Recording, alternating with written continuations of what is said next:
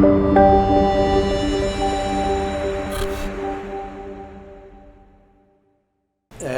you for the opportunity. Thank you for being here and the invitation. For the audience, I am a clinician, and what I'm going to try to tell you is that we have been taught that treatment should be based on evidence, second 1992. This is the average effect on the average woman. We talked already about this morning. What I didn't dare to put on the slide is that I think this has done a lot of harm, this evidence-based medicine, by omitting experience. And one of the people I do remember is Trudy Bush at ASRM. This is around 2000 from NIH. And talking about randomized controlled trials, she said, I would put my money on observational medicine. So just a favor of Bayesian thinking. You meet a girl and you think she might be interested. And then she smiles, and then you update your opinion. You see, this is progressively updating from the past. What does this do? This is about three things.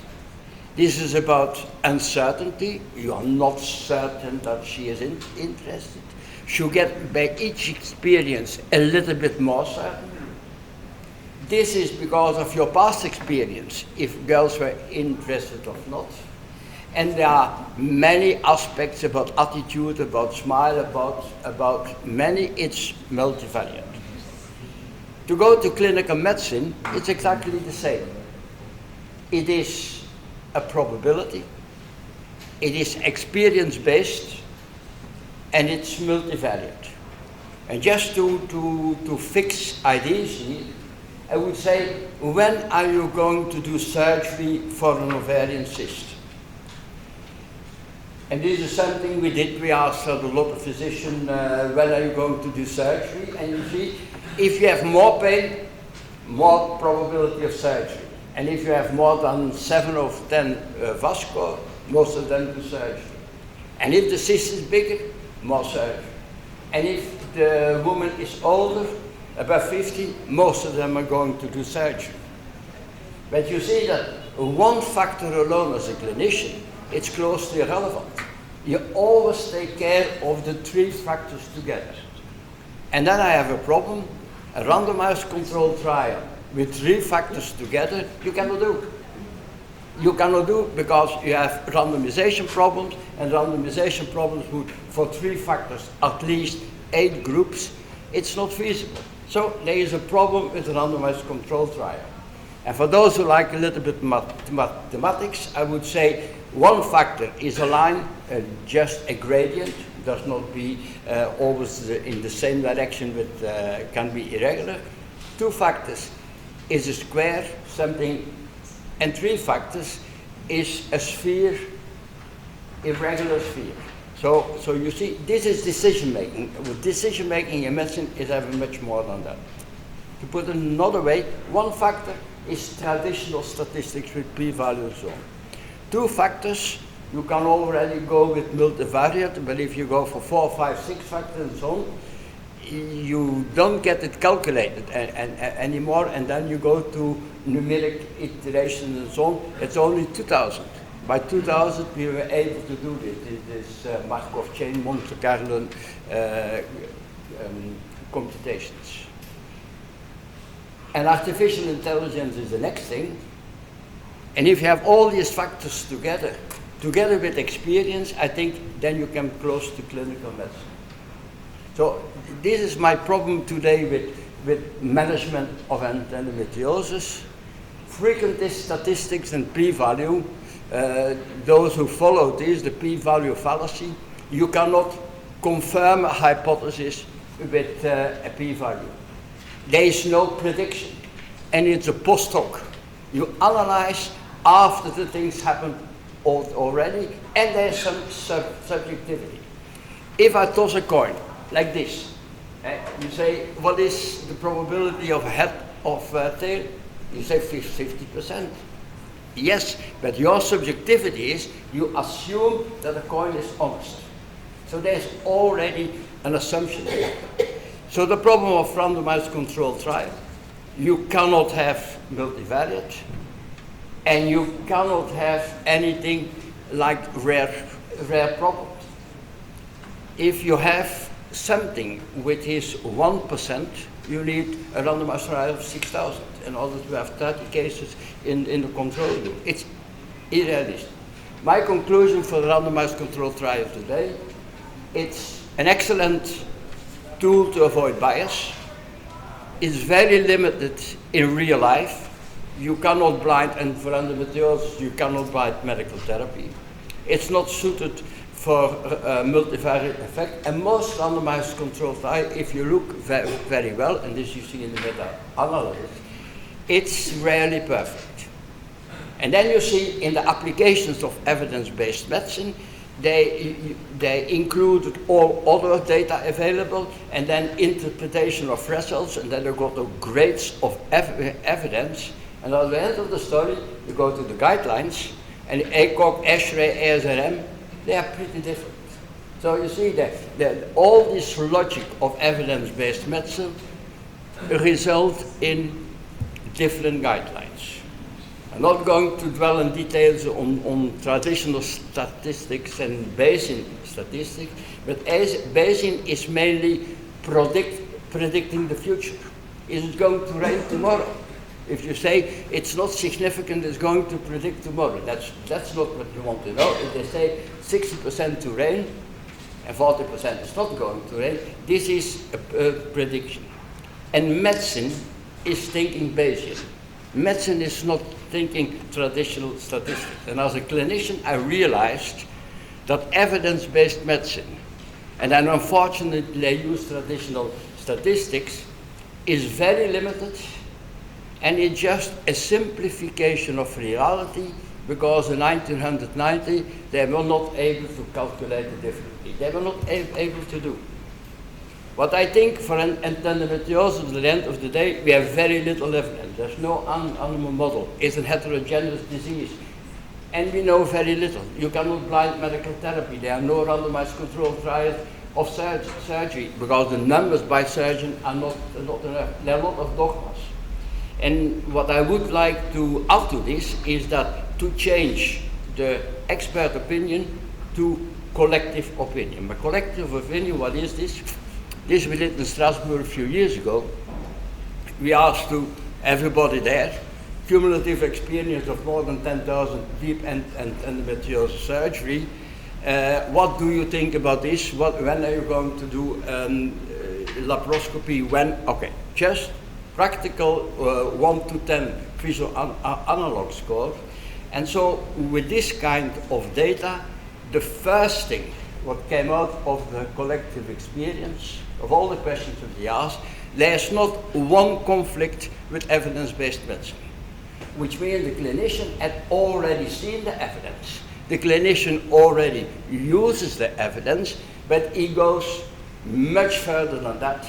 And this, I think, is the second part, and the most important, is that evidence-based, we said what are the limitations, but you have the whole population, and all the women with endometriosis, all those with multimorbidity, all those, the rare events, the complications of surgery, and this, in fact, is collective experience.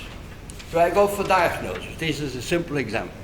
Of a diagnosis, you begin with the age of the woman, and the antecedents, and the symptoms, and the exam, and then imaging, and all the tests.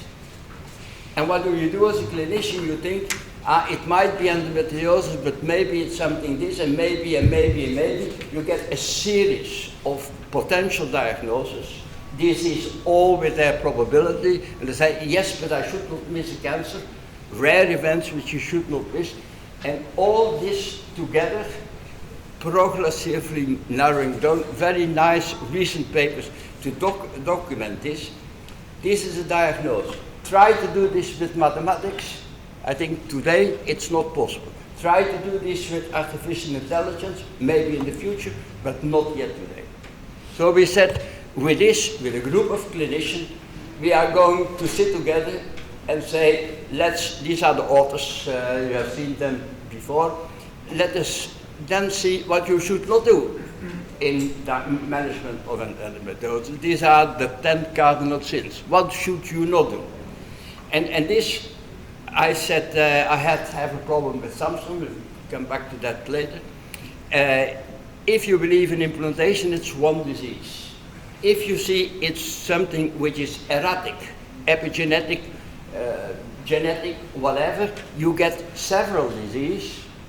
And it's not surprising that the lesions are different, that medical treatment 30% do not respond, and the others do respond very well. So you have a variable disease. And just to shock a little bit and to shake, this is puberty and infertility. I think this is the predisposition. But, we heard it this morning from Stacey Mister. This is, women with endometriosis are already different, already in their cells. This is what I call the predisposition. And I bet you, if you're going to look at the junctional zone before puberty, it's already there, the probability of developing endometriosis.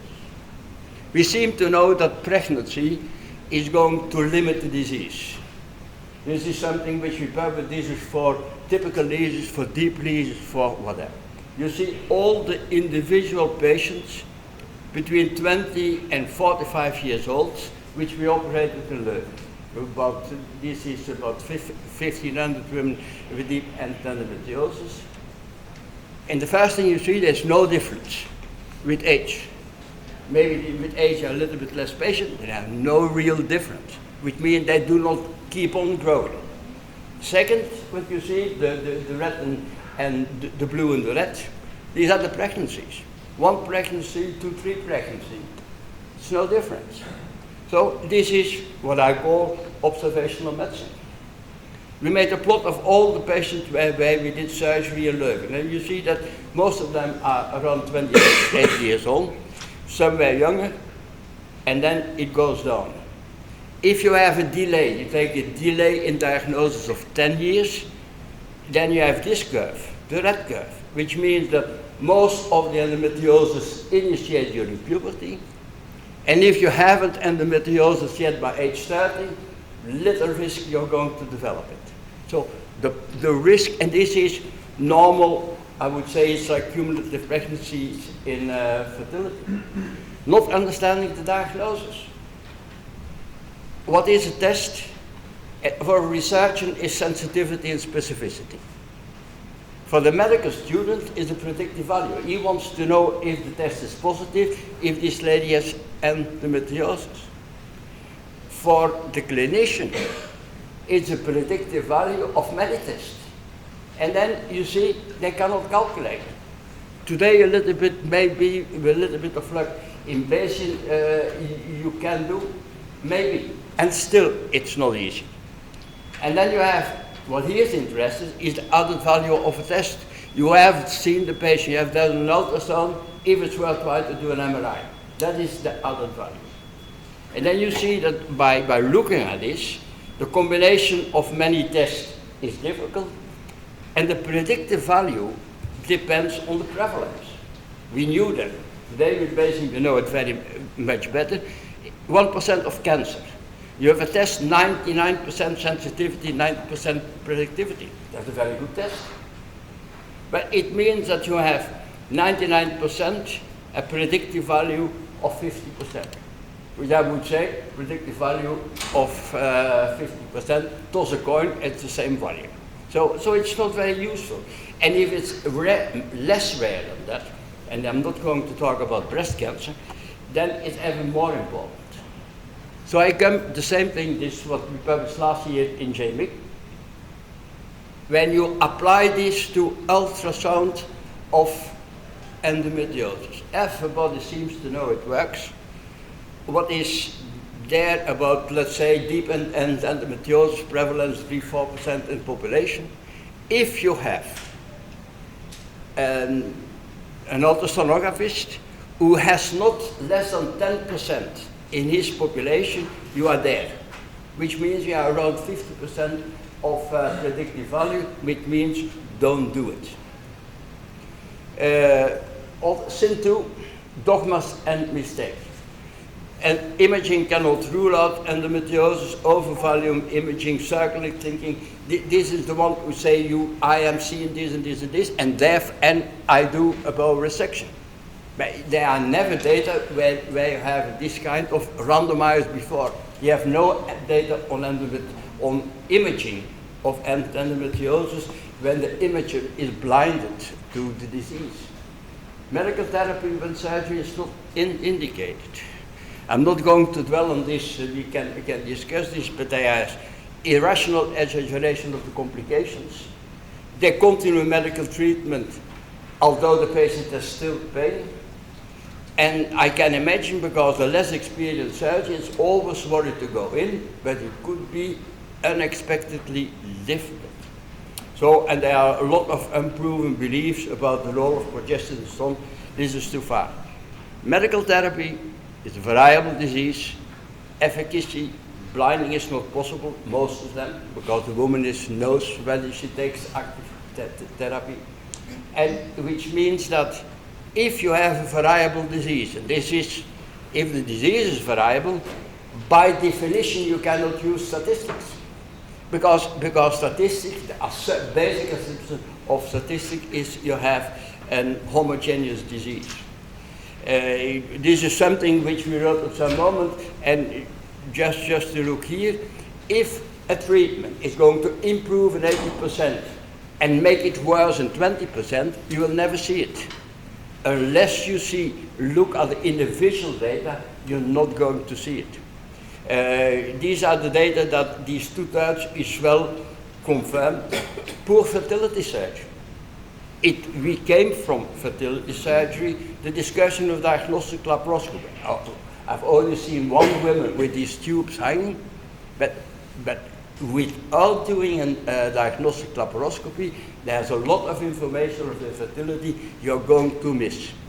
Not discuss this in detail. The quality of surgery has decreased.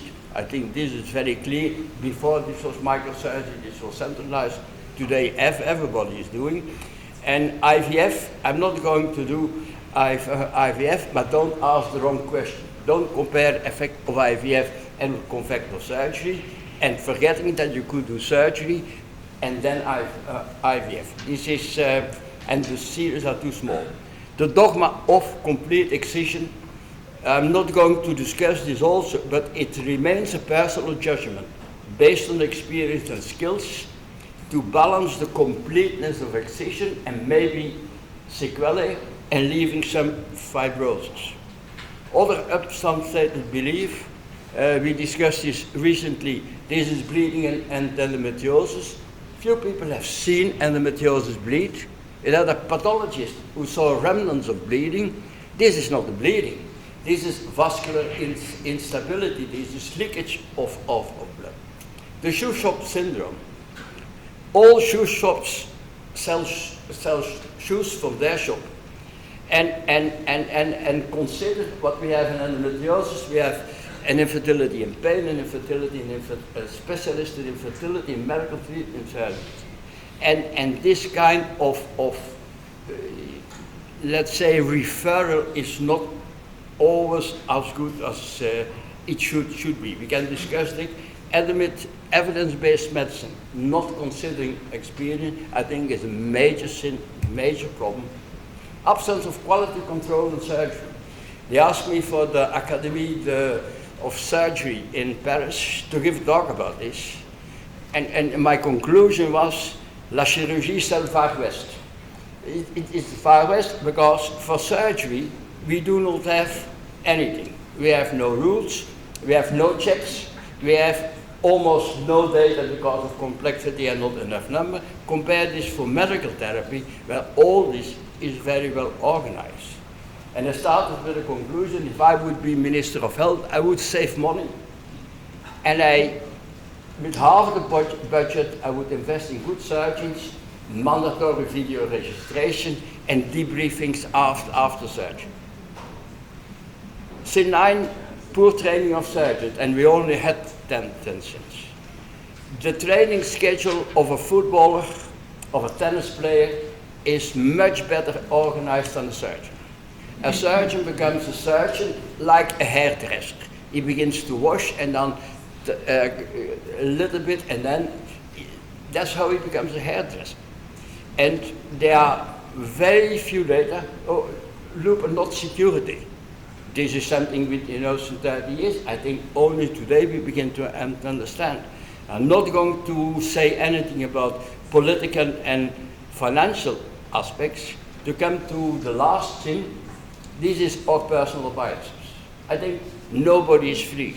We all have some ties to somewhere. Nobody is really free.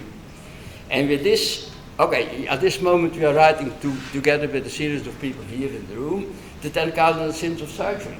This is the same way of doing, and I hope that I transmitted one message, is that an opinion with new data gets a new opinion.